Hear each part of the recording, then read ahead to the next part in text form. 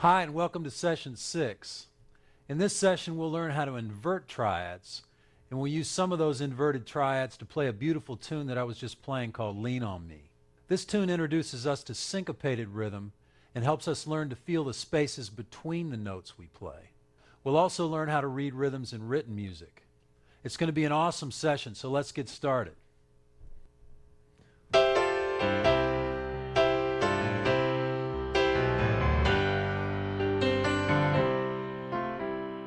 In learning the C, F, and G major triads and the others generated by the C major scale, we've played these chords in root position. That is, the C major triad with a C on the bottom, the D minor triad with a D on the bottom, and so on.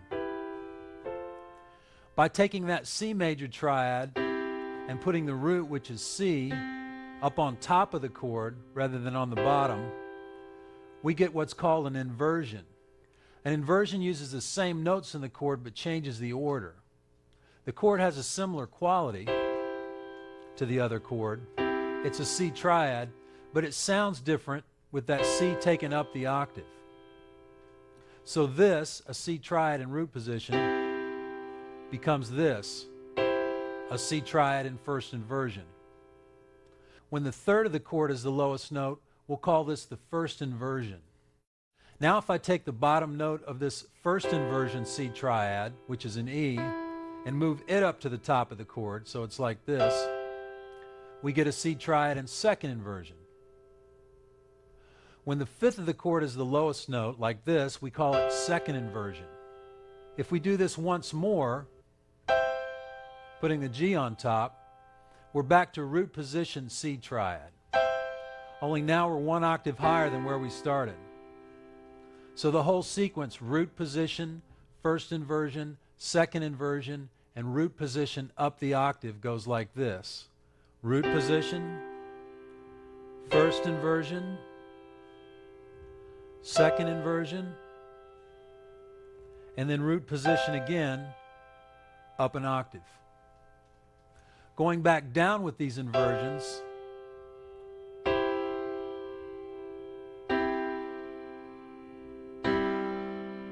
you'll notice that when we get an octave below middle C, the chords start to get pretty dark and muddy down in the bottom end of the piano.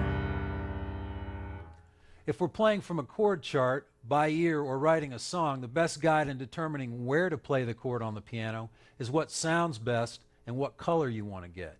You'll most often want to play chords in the meaty mid-range of the piano, like our first chord progression. When we identified the inversions of C, you might have noticed that the opening chord of our first progression is a C major triad in second inversion with a C note down in the left hand. We didn't know what to call it then, just that it was this sound, this shape, and these notes on the keyboard, and then it sounded cool going to the next two chords, which is the most important thing anyway. All this moving around of that C triad brings us to this nugget. Any chord you can play can be inverted by putting the bottom note on the top or the top note on the bottom. Anytime you learn a new chord, try inverting it this way and hear the different color it has with different notes on the top, bottom, and in the middle. In the spirit of this inversion idea, let's take the middle chord of our first progression and we'll invert it. We had an A, middle C, and E in the right hand, and an F an octave and a half below middle C in the bass. Now let's put that A that's on the bottom of that chord up on top of the chord. Now you've got an inversion with C, E, and A, and the same F in the bass. We don't know what to call this chord yet or what inversion we've moved to, and we'll get to that eventually. Right now we just know the chord by sound and shape. Hear how this inversion sounds when compared to the original one. By the way, both of those are F major 7th chords, and we'll get deep into major 7ths in a few sessions. A great example of using inverted triads in the key of C is the familiar piano chords that go with the classic soul tune, Lean on Me. And this is one of my favorite bits to play on the piano. So let's learn to play it. First I'll play it for you. 1, 2, 3, 4.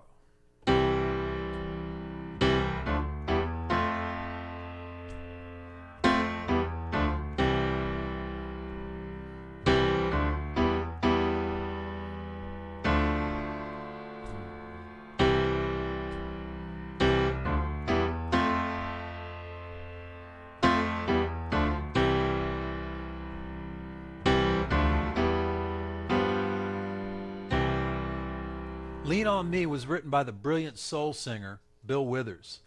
It's a great example of using the first 4 triads of the major scale, all in first inversion. Here's a first inversion C, first inversion D minor, first inversion E minor, and first inversion F.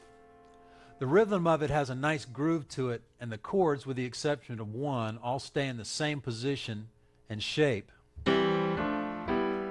moving parallel, making it pretty user-friendly to learn. So let's take this apart phrase by phrase. We'll start on that C triad in first inversion with middle C on top and with a bass note 2 octaves below middle C.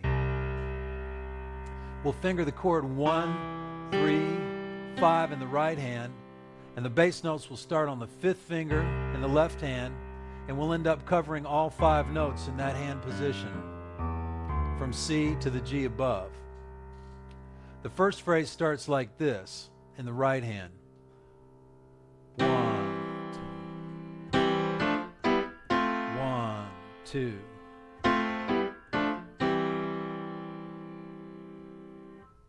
The left hand follows it. 1, 2, 3, 4. 1, 2.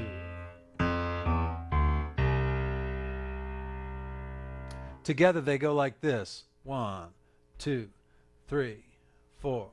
2, 1, 2, 3, 4. 1. All the chords in this tune, except one at the very end, have the same shape. It's important to feel that pulse in time while you're playing this tune, as these chords have what's called a syncopated rhythm to them. Syncopation refers to the fact that they don't fall evenly right on the beats like this. Here I'll play it straight, with the notes falling evenly on the beats. Here's how it would sound.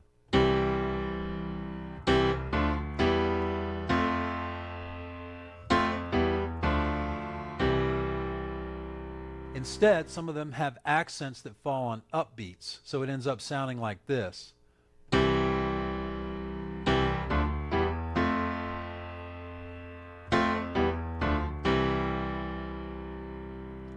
Lean on Me has a very natural feeling syncopated rhythm, but you've got to get it into your ear and body along with the pulse. The syncopated rhythm uses the pulse as its foundation, and if the pulse isn't felt solidly, there won't be a downbeat to make that upbeat in the groove. Later on we'll learn how to read rhythms like that, but reading and counting this type of rhythm from the music never feels as natural as internalizing it by listening to it and feeling it against the pulse. Tapping a rhythm out is a simple way to focus on the rhythm of a piece of music without having to worry about the notes. Let's try tapping out the rhythm of that phrase while feeling the pulse, and I'll count us in. 1, 2, 3, 4. 1, 2, 3, 4. 1, 2, 3, 4. 1, 2. The next phrase goes like this in the right hand, starting on the same inverted C triad with the middle C on top.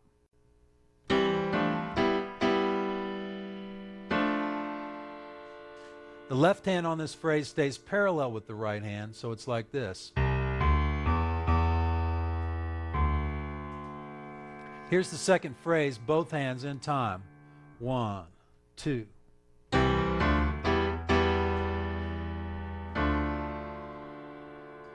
Now try tapping the rhythm after counting 1, 2, just to refresh our memory on that syncopation.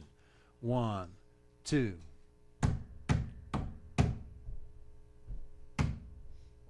Now play phrase 2 again in time. 1, 2.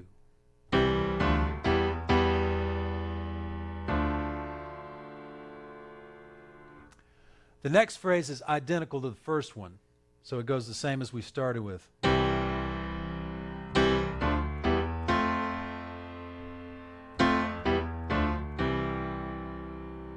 The last phrase starts with the same first 3 chords as the second phrase, and then goes to a new shape, which is F, G, and B, and the bass note goes to G, and we resolve it to the C chord in first inversion that we started with. When working through a section of music, sometimes it's helpful to isolate a problem area and focus on what needs to happen. So let's just isolate the move from that E minor chord on the last phrase to that new shape which has an F, G, and B in the right hand in it. So the move from E minor to that new shape is, and then it goes to the last chord of the tune, which is a C major triad in first inversion. So one more time, we went from E minor to the new shape, which we're not naming yet, to C. Do this very slowly at first and gradually work up to where you can easily go from E minor to that odd shape to C, all in time. So here's that last phrase in time. 1, 2.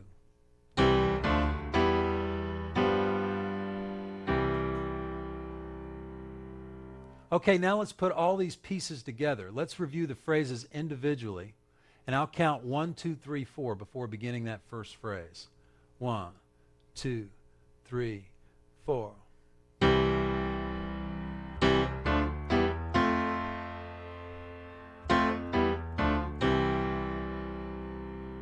Now let's play phrase 2, and I'll count 1, 2 to start that phrase. 1, 2.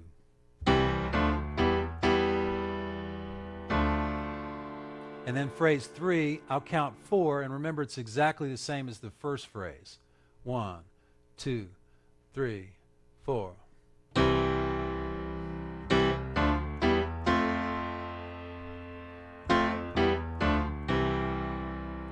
And then finally phrase 4, the one with that odd shape there.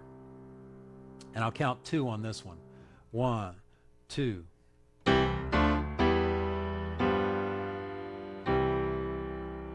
Now let's get our hands off the keyboard, relax them, take a breath, and we'll fire up the timekeeper at 66 beats per minute and lay this thing down. Since our fingers are staying in the same position, playing the same shape for most of the tune, our forearms are responsible for much of the connection of these chords, and you can use a little sustain pedal, but be careful not to blur the chords. Just feel them riding up and down these parallel chords, changing with the forearm. With chords changing this quickly, once again, we'll want to stay off the pedal, only using it a little bit, or it'll sound like this.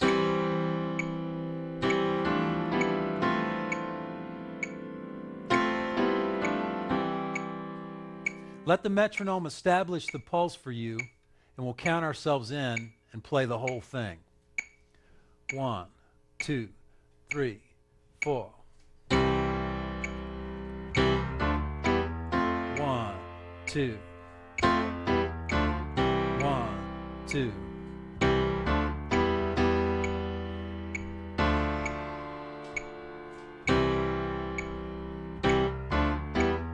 1, 2. 1, 2. 2.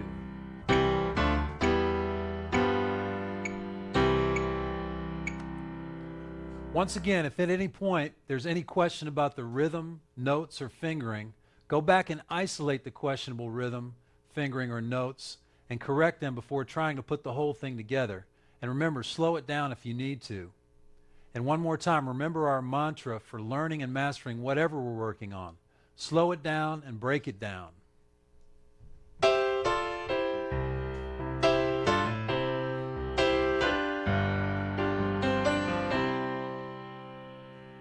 So far we've been playing rhythms by rote.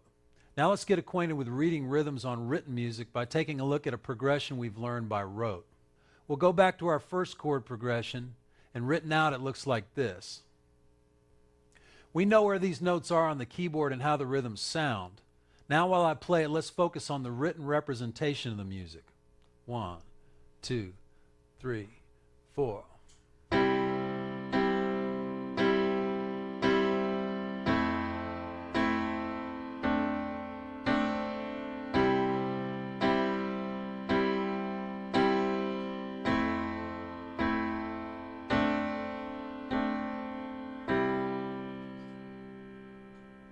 Each played note has a duration or time value that's indicated by several different things. First, the shape of the note head can tell you how long a note is. What type of stem or flag it has, if any, can also determine a note's length. The most basic unit of rhythm is usually, for our purposes, the quarter note, and it looks like this. The quarter note gets one beat of the pulse we're counting in. Its name refers to the fact that it takes up 1/4 of a 4-beat bar. Now let's look at the right hand of that first chord progression written out again. Notice that all the right hand chords are quarter notes. They have a stem and their heads are filled in, and these quarters sound like this.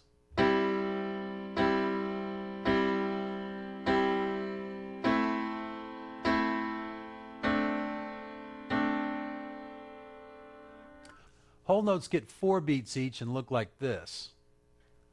The term whole notes refers to the fact that they last for a whole 4-beat bar. Half notes get 2 beats each and look like this and take up half of a 4-beat bar. One more time, let's go back to that first chord progression. And before we played it in quarter notes, we outlined the progression with 4 beats on the first chord and 2 beats on the next chord, like this. 1, 2, 3, 4. 1, 2, 3, 4. Let's look at that version written out. The 4-beat notes are whole notes and look like this on that first chord. Whole notes have no stem, just an open oval. The next 2 chords last for 2 beats each and are half notes. And half notes take up a half of a 4-beat bar, and they have stems and an open head. Eighth notes get half a beat each, and they take up 1/8 of a 4-beat bar and look like this. When we broke up the first chord progression to make our first broken chord progression, in order to give it some movement like this, we were playing 2 notes for every single beat. So if each single beat is a quarter note, then those notes that are twice as fast are eighth notes, a half a beat each, and they look like this on the music going by.